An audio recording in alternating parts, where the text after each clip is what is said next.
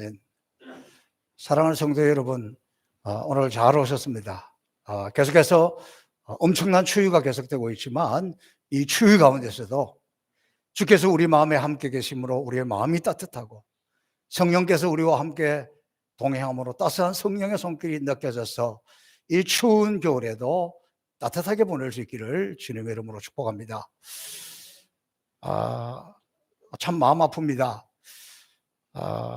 저는 목사로서 많은 장례도 집례해보고 또 많은 분을 보내드리기도 했지만 제가 오늘 이렇게 올라오면서 보니까 바로 요 제일 앞자리에 우리 김수현 장로님 성경 찬송 안경이 지금 그대로 여기 있어요. 늘 이 자리를 지켰기 때문에 그렇습니다. 우리 교수 몇십 년 동안 새벽 기도를 한 번도 빠지지 않고 지켰던 장로님, 그는 우리 교회가 새벽 기도하지 않는 날에도 혼자 오셔서 새벽 제단을 쌓았던 분입니다. 참으로 우리 김수현 장로님 대단하시고 특별하셨습니다. 또 아주 건강하고 건장하셨는데 이렇게 갑자기 가는 것을 보면서 세월 앞에 장사가 없다는 말이 이런 것이 아닌가 생각해 봅니다. 제가 부임해서 얼마 되지 않았을 때 2003년 여름에 왔는데 그해 가을 추수할 때입니다. 장로님이 저에게 갑자기 신방을 요청을 해서 갔는데 집이 아니라 농가 창고였습니다.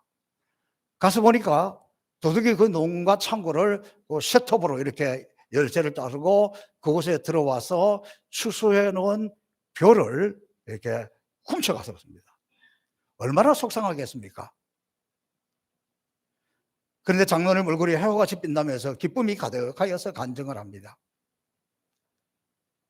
얼마 전에 우리 선산이 있는데 그 선산 옆으로 도로가 나고 정리가 되고 하면서 본인에게 어느 정도 떨어졌다는 거예요. 그런데 그때가 막 교회가 분쟁이 있고 싸우고 막 이럴 때가 돼가지고 그러니까 11조를 하기가 싫더라는 거예요. 그래서 감사헌금 얼마 내고 그냥 지나갔다는 거예요. 그리고 이제 그게 좋은 목사님 오셨으니까 행복하고 좋고 그래서 이제 11조를 해야지 미뤄놓던 걸 해야지 하는데 그냥 7일 차일 미루고 있었는데 그만 도둑이 와서 벼를 훔쳐갔는데 그것을 보니까 꼭 500만 원어치 그 11조 드리려고 하다가 미루고 있던 그 500만 원치만큼 가지고 갔는데 그 장로님 표현이 저게 그래요. 내가 안 내니까 미루고 있으니까 하나님이 직접 계산해 가셨다고. 그래서 자기가 너무나 큰 교훈을 깨달았다. 그 선산에 내일 갑니다.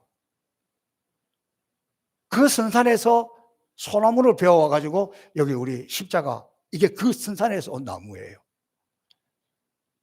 이렇게 우리 장로님 흔적이나 추억이나 또 독특한 것들이 너무너무 많은 분인데 저는 우리 장로님께서 88세이고 갑자기 몸이 좀 안 좋기는 해도 이렇게 빨리 가실 줄은 솔직히 몰랐습니다. 왜냐하면 장로님께서 1,000번제를 드렸는데 매일 10,000원씩 1,000번제를 드리면서 그때 자녀들이 엄청나게 복을 받았고 특별히 손자, 손녀들이 하나님의 너무 넘치는 축복을 받아서 그것이 너무 감격해서 1,000번제가 끝났을 때 1,000번제로 끝나는 것이 아니라 1만 번제를 드리기 시작했습니다. 그래서 얼마 전까지 4,993번인가 이제 이렇게 드렸고 아직도 절반이나 남아있는데 제가 그동안에 본 우리 김수현 장로님 신앙이나 건강이나 이런 거를 봐서 저는 이분이 그걸 다 하고 가실 줄 알았어요. 이렇게 갈 줄 진짜 몰랐어요. 그러면서 이 마음에 얼마나 허전한지 몰라요. 또 아쉬운 것은 제가 우리 행복교사 송포교에 와서 당신이 꿈꾸고 기도했던 기도 제목들이 거의 다 응답을 받았다는 거예요. 그래서 매일 새벽에 와서 새벽 전화를 열심히 썼는데 그러면서 저를 위해서도 많이 기도해준 강력한 기도의 후원자가 또 이렇게 한 분 떠나가니 저도 너무 마음이 슬픕니다. 그분 때문에도 슬프지만 나 때문에도 슬퍼요. 누가 이 자리를 외워서 대신 기도해 줄까? 아무도 아멘도 안 하시네. 주여, 이 뒤를 위해서 누가 이렇게 기도를 해 줄까? 아멘. 그렇게 해 주실 줄로 믿고 저도 힘을 내겠습니다. 제가 이 새해 들어서서 다시 사사기를 이렇게 마무리하기 위해서 시작하면서 너무너무 감사하고 막 감동스러운 것은 어느 날 찬양 중에 보니까 원더풀 마이 로드, 원더풀 나의 주님, 그 찬송이 바로 오늘 불렀던 찬송이에요. 그런데 제가 이 금년 들어서 계속해서 오 놀라운 주, 오 놀라운 주, 저 천군과 천사들 경배하네, 나 엎드려서 주 경배하리, 오 놀라운 구주 예수. 이 찬송이 막 밤낮으로 저를 사로잡고, 사실 그동안에 제가 이거 찬송가이지만 몰랐고 잘 안 불렀던 찬송인데, 이 사사기를 시작하면서, 삼손을 시작하면서 이 하나님의 놀라우신 원더풀 이 찬양이 떠나지 않고, 삼손을 보면서 저를 보고, 삼손을 보면서 우리 교회를 보니까 너무너무 놀라운 은혜가 밀려오는 거예요. 이스라엘 백성들이 슬프고 낙심될 때 하나님이 삼손을 보내주었습니다. 삼손의 이름의 뜻은 작은 태양, 한 줄기 햇빛 같은 아이, 그런 뜻입니다. 이 말은 어두움의 땅에 한 줄기 햇빛이 비치기 시작했는데 사람들은 햇빛이 나기 시작했네, 지구멍에 해 뜰 날이 왔네, 삼손이로다, 이렇게 외치기 시작했다는 겁니다. 그러므로 우리는 삼손의 이야기를 읽을 때 이 또 삼손이 하도 실수를 많이 했으니까 삼손이 무슨 짓을 했나, 또 무슨 실수를 하나, 이런 약점을 찾을 것이 아니라 삼손의 약점과 실수 그리고 실패 뒤에 역사하시는 하나님께 관심을 두고 성경을 읽어야 합니다. 오늘 읽었던 이 본문의 내용은 영화로, 뮤지컬로, 소설로 너무너무 많이 알려진 내용입니다. 세상에 보는 관점하고 성경을 보는 관점은 달라야 하는데, 바로 이 삼손의 이야기를 통해서 보여주시고자 하는 것은 삼손이 주인공이 아니라 하나님의 주인공이라는 거예요. 이 인류의 역사가 하나님의 손에 있다, 삼손을 통해서 하나님을 보는 것이 성경을 제대로 보는 것입니다.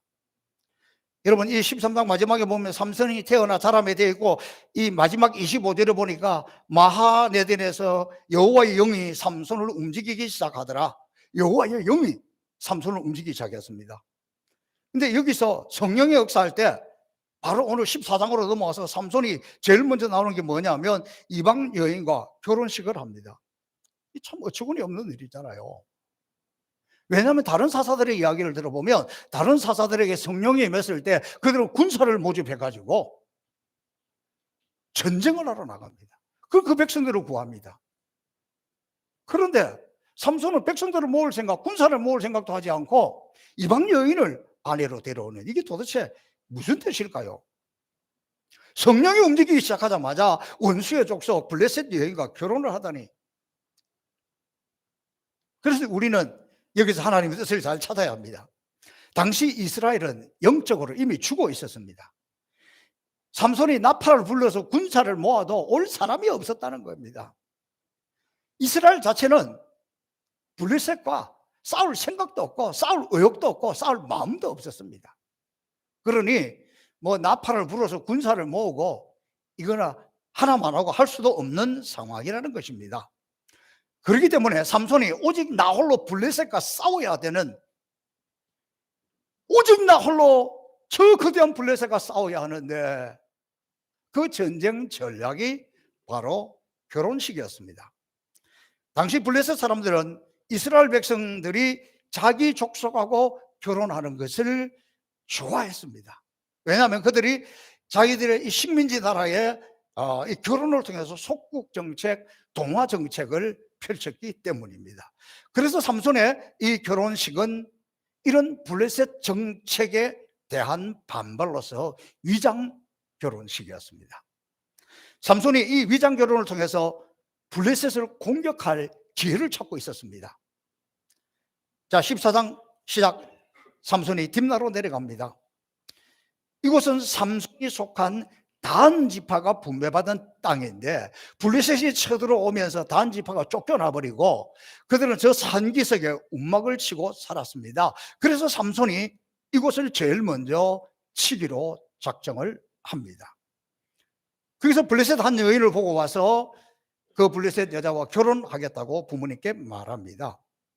그때 삼손의 부모는 아니 여기 우리 단 지파의 처녀들도 많고 우리 다른 지파의 처녀들도 많이 있고 우리 민족의 처녀들이 많이 있는데 왜 하필이면 원수 저 블레셋 할례받지 않는 그 여인과 결혼식을 하려고 하느냐. 아주 언짢아서 못마땅해서 신탄을 줍니다. 여기서 할례받지 아니한 이 말은 블레셋을 멸시하는 강한 거부감입니다. 이때 삼손이 부모에게 하는 말을 주목해 보면 내가 그 여자를 좋아하오니 그 여자를 데려오소서. 이 히브리 말로 아주 용모가 아름답고 예쁜 여자 이렇게 할 때는 톱이라는 말을 씁니다. 그런데 오늘 이 본문에서는 톱이라는 말을 사용하는 것이 아니라 야사르라는 말인데 야사르는 옳다, 정당하다, 합당한 이유가 있다 그런 뜻입니다. 이게 무슨 뜻일까요? 삼손이 야사르 이렇게 하는 것은 아버지, 내가 이 이방 여인을 사랑하고 좋아하고 마음에 들어서 결혼하는 것이 아니라 이 결혼을 하는 것에는 저 여자를 데리고 오는 것은 여기에 뭔가 합당한 이유가 있습니다. 뜻이 있습니다. 내가 지금 말 못하지만 그만한 이유가 있으니 데려오세요. 그런 뜻입니다. 그 정당한 이유가 뭐냐? 이 결혼식을 통해서 사람들이 모여들고 그때 블레셋을 치겠다는 계획입니다. 뭐 삼손이 철부지라서 삼손이 뭐 바람둥이라서 지나가는 그 블레셋의 여인을 보고 마음이 그리고 눈에 헷가닥 돌아가가지고 그렇게 결혼한다는 게 아니에요. 이 본문에 대한 해석을 4절에서 하고 있는데 이 4절은 이렇게 이야기하고 있습니다. 그때에 블레셋 사람이 이스라엘을 다스린 까닭에 삼손이 틈을 타서 블레셋 사람을 치려 함이었으나 그의 부모는 이 일이 여호와께로부터 나온 줄은 알지 못하였더라. 삼손이 전략 위장 결혼을 통해서 블레셋 사람을 칠 틈을 찾고 있었는데 그 부모는 모르고 있었다. 그리고 이 전략은 여호와께로부터 나왔다는 겁니다. 지금 뭐 이스라엘 백성이 많고 뭐 지파에 뭐 남자들이 많으면 뭐합니까? 군사로 쓸 사람이 하나도 없는데 삼손이 할 수 있는 일은 나 혼자 이 전투에 나서서 이 전쟁터에 가서 게릴라 작전으로 싸울 수밖에 없는 그런 상황입니다. 바로 그 게릴라 작전이 뭐냐? 결혼식이었습니다. 블레셋이 삼손이 블레셋 사람들을 좋아하구나. 잘됐다. 우리는 어차피 너희 민족과 우리가 서로 결혼해서 서로가 하나 되는 게 좋아. 그래서 좋아하구나. 마음을 놓고 있을 그때에 전쟁할 기회를 엿보고 있었던 것입니다. 이 사건은 삼손의 결혼식은 이스라엘이 아직 죽지 않았다는 것을 세상에 보여주는 거사였습니다.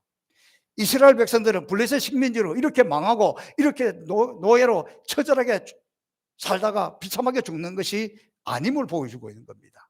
여기서 마치 삼손이 혼자서 동네 만세 운동을 벌이고 혼자서 그 나라를 구원하기 위해서 나온 것인데 이 일은 여호와께로부터 나온 것이다. 이렇게 성경은 해석하고 있습니다. 이 말은 하나님의 이방 족속과 결혼해도 좋다 허락한다는 뜻이 아니에요. 부모를 거역해도 좋다는 뜻이 아닙니다. 삼손 배후에서 삼손을 다스리는 분은 하나님이시라는 것. 하나님이 당신의 백성 이스라엘이 블레셋에게 짓밟혀 죽도록 내버려두지 않겠다는 것을 보여주고 있는 겁니다. 어쨌든 삼손이 부모를 어떻게 설득했는지는 모르지만 결혼 승낙을 얻어 블레셋 여인의 집에 드나들게 됩니다. 그럼 한 번은 이 딥나에 있는 처가로 가다가 그냥 포도로로 들어가게 됩니다. 나시린이 해야 되지 말아야 될 것이 있는데 그 중에 하나가 포도주를 먹지 않는 것, 시체를 만지지 않는 것, 뭐 이런 몇 가지가 있는데 나시린이기 때문에 그 포도원에 들어가면 안 되는 거예요. 그런데 그곳에 들어가서 젊은 사자를 만나게 됩니다. 근데 성경은 바로 이 순간 중요한 것을 기록해 놓고 있습니다. 6절에 보니까 여호와의 영이 삼손에게 강하게 임하니 그가 손에 아무것도 없이 그 사자를 염소 새끼를 찢는 것 같이 찢었다. 이 말이 무슨 말입니까? 가서는 안 될 곳에 갔음에도 불구하고 하나님의 영이 강하게 임하니까 삼손이 거기에서 맨손으로 염소 새끼 조그마한 거 하나 잡듯이 사자를 잡아 찢었다는 거예요. 그러니까 지금 이 삼손은 자기 혼자서 게릴라 작전으로 전투를 해야 되고 싸워야 되는데 얼마나 두렵겠습니까? 얼마나 겁나겠습니까? 그런데 하나님의 성령이 임해서 자기가 맨손으로 이 사자를 찢어서 죽이고 이기는 것을 통해서 얼마나 마음이 든든하겠습니까? 하나님의 성령이 임하면 이렇게 되는구나. 하나님의 성령이 임하니까 걱정이 없구나. 자신감이 넘치지 않겠습니까? 이 소중한 경험을 하고 용기 백배한 삼손이 얼마 후에 또 다시 그 처가가 있는 딥나 마을로 갑니다. 근데 바로 그 포도밭을 지나가다가 갑자기 궁금한 생각이 들었어요. 내가 그때 찢어 죽인 사자가 어떻게 되었을까? 어떤 모습으로 있을까? 그런데 그 사자 시체에 야생 벌들이 벌집을 지고 꿀을 단떡 모아놨습니다. 찍어서 먹어보니까 너무 맛있어요. 거기서 시컷 먹고 또 이렇게 그 벌꿀을 담아서 집에 가면서 먹고 집에 가서도 그 부모에게 주면서 이 꿀이 어디서 났다는 것은 이야기하지 않습니다. 여기서도 보면 나시린이라면 시체 가까이 가면 안 돼요. 이것도 이해할 수 없는 일이에요. 그 다음에 또 이 학자들에 의하면 사자의 시체에서 꿀을 모아두었다는 것이 이해가 안 되는 거예요. 왜냐하면 이 벌은 부패한 동물이 있는 데서 벌집을 짓지 않습니다. 근데 주석가들은 이렇게 설명하고 있는 거예요. 건조한 사막에서는 시체가 이 부패 과정을 거치지 않고 그냥 바짝 말라버려서 바위처럼 굳어질 수 있다. 제가 이 경험을 했어요. 이 언제 했냐 그러면 우리 교회 처음 부임해가지고 막 공사를 할 때 이 마당에다가 레미콘 똥을 받아서 이 바닥을 지금 만드는 거예요. 그런데 이 레미콘 똥은 레미콘을 공사장에 갖다 주고 조금 남았는 거 그걸 여기에서 싸게 갖다 주는 거예요. 그러니까 낮에 올 수가 없어요. 거의 오후에 늦게야 뭐 1루베, 2루베 이거 가져서 붓고 이렇게 해서 우리 마당을 이렇게 만들었는데 여름에 한 거예요. 이게 다 막아놓고 그랬는데 우리 이웃이 어떤 분이 이걸 막아놓고 밭에 간다고 말이야 차를 끌고 가서 내가 화가 나가지고 막 뭐라 그랬던 적이 있는데 근데 놀란 것은 그때 보니까 이 레미콘을 갖다 보니 1시간밖에 안 됐는데 딱딱하게 벌써 굳었더라니까. 여러분 이번에 저 광주에서 그 아파트 와르르 무너지는 거 봤죠? 그 경찰이 추산하기는 그 사고 원인이 뭐냐 그러면 이 겨울에 너무 날씨가 추운데 한 층을 짓고 콘크리트가 다 말라서 딱딱해지고 그 위에 해야 되는데 이게 다 마르기 전에 이 올렸다가 따다다다닥 이렇게 무너졌다 그러더라고요. 저 그 말이 이해가 돼요. 그러니까 사자에게서 벌집을 짓고 꿀을 만들었다는 것은 그 건조한 사막 같은 지역이기 때문에 그 한순간에 이게 그냥 부패할 틈도 없이 바짝 말라서 육포가 되었다. 딱딱한 육포가 되었다. 뭐 그런 뜻입니다. 그러나 여기서 우리가 좀 혼란스러운 것은 어떻게 나시린이 포도원에 들어가고 사자 시체를 만나고 거기서 부정한 것, 그 시체 위에 있는 그 꿀을 먹어야 되는가? 또 이런 과정에 하나님의 영은 또 어떻게 임했는가? 이게 좀 이해가 안 된다는 거예요. 근데 설명을 해보면 이런 거예요. 자, 삼손이 지금 결혼식장에 갑니다. 정상적인 결혼식이라면 그 마음이 얼마나 설레겠습니까? 얼마나 행복하겠습니까? 그 남들은 뭐 잔치로다 축제로다 그러지만 이 삼손에게는 뭡니까? 지금 전략적으로 위장 결혼하면서 요 어떤 결혼식을 통해 가서 틈을 받아가지고 이놈들을 다 때려 잡으려고 지금 가고 있잖아요. 자기는 혼자잖아요. 아무도 모르잖아요. 얼마나 답답하겠습니까? 얼마나 외롭겠습니까? 얼마나 힘들겠습니까? 얼마나 두렵겠습니까? 그런데 이때 젊은 사자를 통해서 원더풀, 놀라운 경험을 하잖아요. 하나님의 영이 강력하게 임합니다. 이때 하나님의 성령이 임했다는 것은 이 결혼 작전을 통해 블레셋을 칠 기회를 찾고 블레셋을 치게 할 것이라는 하나님의 사인인 거죠. 그곳에 이렇게 강력한 성령이 임했다는 것은, 야, 삼손, 이거 네가 하는 작전이야. 너 나하고 같이 하고 있어. 힘내라, 용기를 내라, 담대하라. 봐, 내가 함께하면 이런 역사가 나타나. 너 저 사자도 맨손으로 찢었잖아. 할 수 있어. 이런 하나님의 사인이라는 겁니다. 그렇다면 하나님께서 나시린이 포도원을 가까이 간 것도 시체를 만진 것도 다 인정하고 용납한 것은 아닙니다. 그럼에도 불구하고 하나님이 쓰시는 사람입니다. 이처럼 하나님은 삼손의 혼란과 실수에도 불구하고 기다려주시고 그리고 쓰십니다. 어쩌면 삼손이 영적으로 약해져 있기 때문에 더 강력한 성령의 역사가 필요했고, 사사시대가 영적으로 어두웠기 때문에 더욱 성령의 역사, 성령의 기름 부으심, 성령의 강력한 인도하심이 나타났다는 것입니다. 어쩌면 오늘 우리들 역시도 하나님의 자녀로 깨끗하고 정당한 삶을 살지 못했음에도 불구하고, 하나님 앞에 신실하고 충실하지 못했음에도 불구하고, 어떻게 내가 하는 사업도 괜찮고 가정도 평안하고 또 내가 그래도 교회에서나 바깥에서 인정도 받고 건강하고 자녀들도 잘 되고, 이거 여러분이 하나님 앞에서 잘 살아서 반듯해서 복을 받고 있는 것이 아니라는 걸 알아야 돼요. 그래서 그것이 알 수 없는 하나님의 은혜요, 자비요, 원더풀입니다. 여러분, 우리가 이걸 알아야 돼요. 어떤 분에게 주의를 맡기면 이렇게 이야기합니다. 나는 아직 준비가 안 됐어. 아직 때가 안 됐어.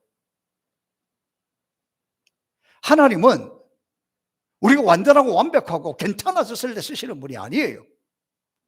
부족함에도 불구하고, 허물이 많음에도 불구하고, 내 힘과 결심 약하여서 잘 쓰러지고 넘어짐에도 불구하고, 하나님은 내 모습 그대로 우리를 불러서 쓰시면서 점점점 다듬어지기를 기다려가면서 하나님 이렇게 쓰시는 거예요. 우리 김수현 장로님이 이렇게 가시면서 좀 그런 아쉬움이 있어요. 이분은 제가 와서 자기 기도의 제목이 거의 다 이루어졌다, 그러면서 저에게 늘 무슨 이야기를 하냐 그러면, 빨리 이 지역에 무슨 변화가 일어나면 보상받아가지고 이 교회 자기가 한번 멋있게 새롭게 짓고 빚난방 있으면 빚도 다 갚고 뭐 이렇게 하려고 했는데 그냥 가버렸었어. 내가 하고 싶다고 되는 게 아니에요. 내가 어느 때 가서 그때 가서 하겠다고 되는 게 아니라니까. 하나님은 우리가 부족하고 연약하고 아직까지 뭐가 아무것도 아닌 것 같아도 하나님 우리 이렇게 쓰십니다. 삼손을 그렇게 썼듯이 저와 여러분을 그렇게 하나님이 쓰신다는 거예요. 그러니까 저는 이 삼손을 보면서 저를 보니까 원더풀이에요. 어찌 하나님이 나 같은 것을 이렇게 쓰실까? 놀랍고도 놀랍습니다. 하나님은 지금 이렇게 우리를 기다리고 있습니다. 그래서 부족해도 연약해도 허물이 많아도 기적을 행하시기도 하고 능력을 주시기도 하면서 그의 사명을 이루어 가도록 한다는 것입니다. 오늘 본문 10절부터 드디어 잔치가 열립니다. 이 잔치는 신랑 삼손이 신부집에서 잔치를 베푸는 것으로서 그때 당시의 풍습입니다. 그리고 그 잔치에 참여한 사람들은 그 동네 사람, 블레셋 사람들입니다. 그리고 나중에 보면 결혼을 했는데도 불구하고 이 부인이 계속 친정에 머물러 있습니다. 이러한 블레셋의 혼인 풍습을 차디카 혼인이라 부르는데, 차디카라는 것은 연인, 애인, 요즘 말로 하면 현지처라는 뜻입니다. 차디카는 신랑이 신부 집에 가서 지참금을 주고 부인을 데리고 오는 것이 아니라 결혼한 후에도 신부는 친정에서 삽니다. 그리고 신랑이 신부 집으로 갈 때 그때마다 돈이나 선물을 가지고 가도록 되어 있습니다. 일종의 현지에 있는 현지처입니다. 삼손이 부인으로 선택한 이 여인은 사사기 14장에서 처녀라는 말을 쓰지 않고 줄곧 여자라고 하고 있습니다. 처녀라는 단어는 베틀라라는 단어인데, 이 여인은 여자, 이것은 이샤, 당시에 결혼한 여인을 가리키는 이샤라라는 단어를 쓰고 있습니다. 그리고 보면 이 여인은 처녀가 아니라 과부이거나 이혼한 여성일 가능성이 많습니다. 그리고 신랑 친구를 30명이나 초대한 것을 보면 그 딥나 마을에서 대단한 영향력이 있는 집안인 것을 알 수 있습니다. 자, 이 잔치가 흥이 오르고 무르익을 때 삼손은 싸움판을 준비합니다. 그 당시 습관에 결혼식에서 이렇게 수수께끼를, 퀴즈 대회를 하는데, 이 수수께끼를 하며 거기에 맞추는 사람들에게 선물을 주고 상금을 주고 하는 그런 것이었습니다. 근데 뭐 크게 하는 것은 아니고 이게 조그마한 선물을 주고 뭐 이러는 건데, 이 삼손이 전략적으로 싸움판을 크게 만드는 거예요. 그래서 이 수수께끼를 내면서 이렇게 제안합니다. 여기 뭐 여러분, 내가 지금부터 내는 수수께끼를 여러분에 맞추면 윗옷 그리고 아래 옷, 속옷 이렇게 이 한 벌, 그때 당시에는 이게 굉장히 귀한 거예요. 우리나라도 그랬어요.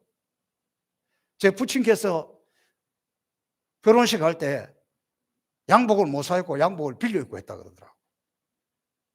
옛날에는 그 귀했잖아요.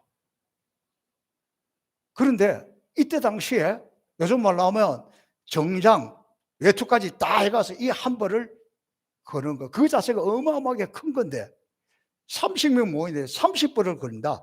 니네들이 이것을 맞추면 내가 30벌을 해서 다 주겠다.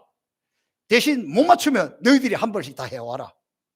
그러니까 좋다, 양복 하나 얻을 게 생겼구나 생각을 하고 막 뭐 연구를 하는데, 이 솔로몬이 낸 수수께끼가, 보통 수수께끼라는 것은 좀 하다가 단순하게 맞출 수 있는 걸 하잖아요.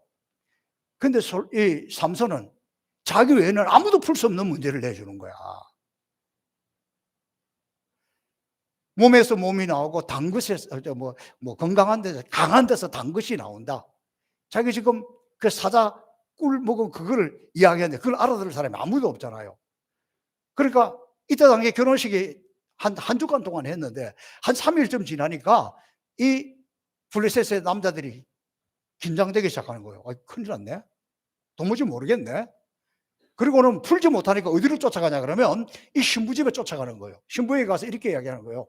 아니 니네가 지금 우리 재산을 다 빼앗으려고 작정한 거 아니냐? 퀴즈가, 이런 퀴즈가 대가 어디가 있냐? 그래서 우리가 다 지금 아무도 모르겠는데 다 모르면 우리 재산 다 걸고 모으려고 하는 거 아니냐? 우리 이거 이대로 묵고 할 수 없다. 너희 아버지 죽이고 너희 집에 불태워 가지고 다 없애버리겠다. 빨리 이거 알아서 오라. 그러니까 이 여인이 삼손에게 가가지고 처음에 온갖 알랑방귀를 끼고 서비스를 하고 이래도 꿈쩍 안 하는 거야. 내가 우리 부모에게도 안 알려줬는데 이건 알려줄 수 없어. 그러다가 막 앙알랑을 하면서 막 당신이 뭐 나를 사랑하기는 커나 나를 미워하고 우리 집안을 막 다 죽이려고 하고 막 그랬구나 그러면서 막 치묘하게 앙알랑을 누구처럼 그렇게 한 거예요. 그러니까 여자가 또 막 그러면 어떻게 또 넘어가잖아 속으로. 그래서 그 인간은 절대 안 넘어가요. 그런 분도 있겠지만 그렇게 되게 넘어가잖아요. 그래서 이제 답을 알려주고 말았어. 그러고 나서 이 싸움판이 벌어지는 것을 볼 수 있습니다. 자, 이 삼손이 딥나에서 경험했던 아주 소중한 사건은 평생에 삼손을 지켜주는 소중한 경험이었습니다. 그 첫 번째가 뭐냐? 하나님의 영이 강하게 임하면 젊은 사자라도 잡아 죽일 수도 있다. 승리하게 된다. 이 내 힘이 아니라 하나님의 영이 임하면 이런 역사가 일어난다는 것을 경험하고, 또 하나는 나실이라는 실수하고 넘어지고 시체에서 꿀을 떠먹었던, 그래서 그가 꿈꾸었던 것, 계획했던 것이 그만 이방 여인의 앙알거리는 것에 넘어가서 실패했던 실패의 경험입니다.